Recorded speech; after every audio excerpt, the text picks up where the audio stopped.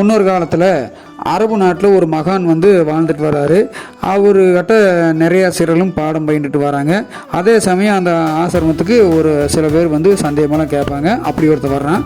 வந்து சுவாமி வணக்கம் அப்படிங்கிறேன். என்னப்பா கேட்காடி, குருவே பேரிச்சம்பழம் சாப்பிட்லாங்களா அப்படின்னு போட்டு கேட்குறேன். ஓ தாராளமாக அப்படிங்கிறாரு. அதுக்கப்புறம் தண்ணி குடிக்கலாங்களான்னு கேட்குறேன். தாராளம் சாப்பிடுப்பா அப்படிங்கிறாரு. அதுக்கப்புறம் கொஞ்சம் புளிப்பான பொருள் சாப்பிட்லாங்களா அப்படின்னு சொல்லி போட்டு கேட்குறேன். ஓ உறுதியாக அப்படின்னு சொல்லி போட்டு அந்த சுவாமி சொல்கிறாரு. மூணையும் சேர்த்து சாப்பிட்லாங்களா அப்படின்னு சொல்லி போட்டு கேட்குறேன். அதாவது மூணையுமே சேர்த்து சாப்பிட்லாங்களா அப்படின்னு சொல்லி கேட்டதுக்கு தாராளமாக சாப்பிடுப்பா அப்படின்னு சொல்லி போட்டு அந்த மகான் வந்து சொல்கிறாரு. அப்போது அவரை மடக்கி என்ன பண்ணுறேன், அவரை மடக்கி ஆகும் சொல்லி போட்டு அந்த அரபு பக்தன் கேட்குறேன். குருவே மூணையும் தனித்தனியாக சாப்பிட்றது தப்பு இல்லை அப்படிங்கிறீங்க. அப்போ அந்த மூணும் கலந்த பேரிச்சம்பழம் மது வந்து குடிக்கிறது வந்து எப்படி தப்பாகுது அப்படின்னு சொல்லி போட்டு அவரை மடக்கி கேட்குறதுக்காக வேணுக்குன்னே கேட்குறேன். அப்போ அந்த மகான் வந்து ஒன்றும் சாக்கல் ஆகலை. அவர் திருப்பி கேட்குறாரு. ஆமாம், உன்னோட தலையில் கொஞ்சம் மண்ணை தூவலாமா அப்படின்னு சொல்லி போட்டு கேட்குறாரு.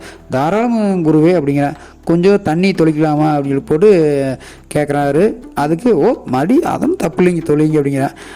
அப்புறம் ஓகே அப்படின்னு சொல்லி போட்டு, ஆமாம் உன்னோட தலையில் மண்ணும் தண்ணீரும் சேர்ந்து தான் செங்கல், அதை உன்னோட தலையில் தூக்கி டிப்புன்னு போடலாமா, ஒன்றும் தப்பு இல்லையே அப்படின்னு சொல்லி போட்டு கேட்குறாரு. அவன் அப்படியே ஷாக்காகி நிற்கிறான்.